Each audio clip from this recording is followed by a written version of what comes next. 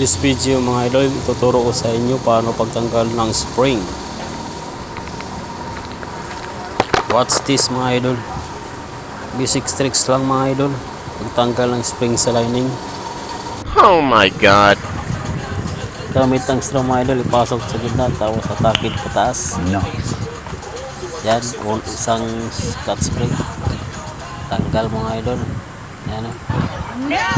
Pangalawa naman, pasok natin ulit. Tapos hatak, putol. Pangalawang hatak. Yan. Tanggal agad pangalawang spring. Pangatlo. Hatak. Tanggal ulit mga idol. Success mga idol. Thank you, maraming salamat.